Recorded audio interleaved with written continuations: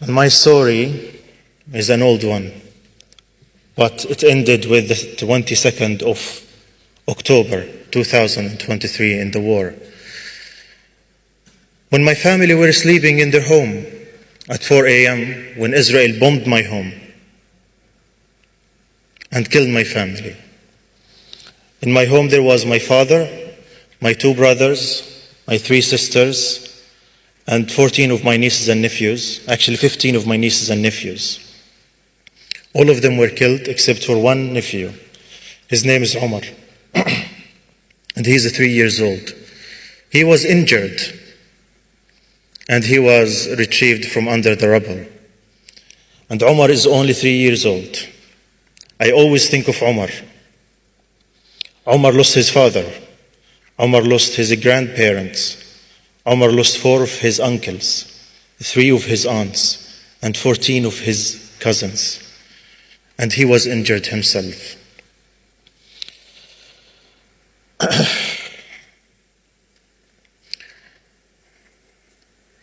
So when this happened to my family, I decided not to stay silent. I decided to challenge the Western media and how they talk about the Palestinian people. Because I know the theme of today is about the fall of the empires. And I believe that the biggest empire that have been subjecting the Palestinian people to humiliation and subjugation and oppression is the empire of the Israeli propaganda and media. So I decided to talk about my family and to post about them. And I wrote about them. And I posted about them day and night until people get to know my story, get to know my family. And there, where the Western media came, they started calling me every now and then to have me interviewed by one of their anchors. And unfortunately, their interviews were more humiliating and descending than I ever could imagine. I'll give you an example. In one of the interviews, I told one of the anchors, the hosts, that I lost 21 family members, including 14 kids, my nieces and nephews. And he told me they're just collateral damage. It's okay.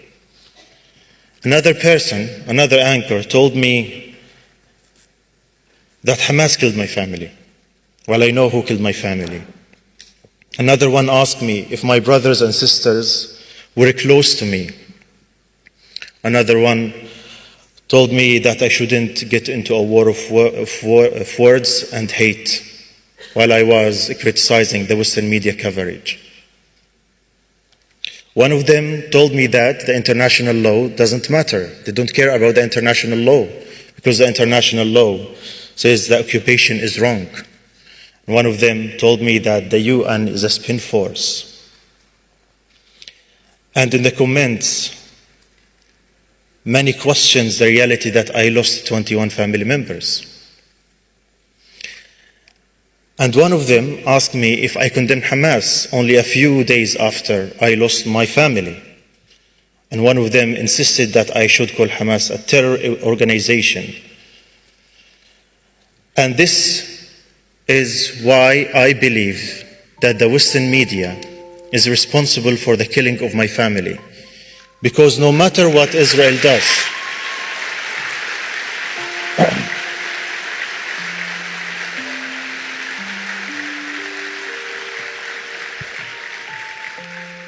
because no matter what Israel does over the past 75 years, no matter what Israel does, it is always their actions are justified by the Western media, that the Palestinians are terrorists, that the Palestinians are anti-Semite, that the Palestinians don't deserve democracy or life, that the Palestinians should never have their own sovereignty over their own lands.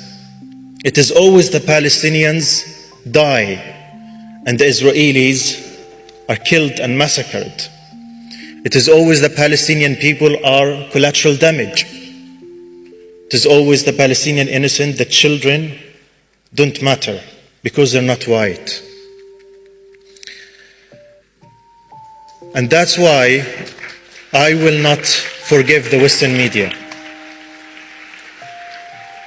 I will never forgive the Western media.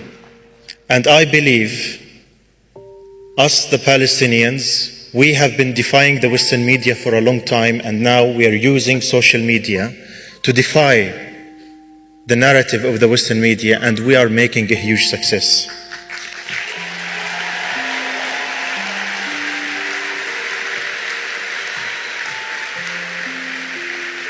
But I also believe that it's not only the Palestinians who have the responsibility to share their stories and to talk about their suffering and send their message to the world.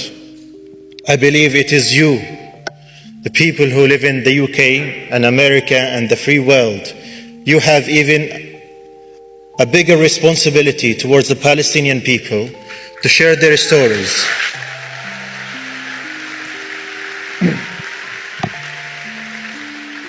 And allow me to be harsh with you a little bit. We will not forgive you if you do not tell our stories and convey our message. We will never.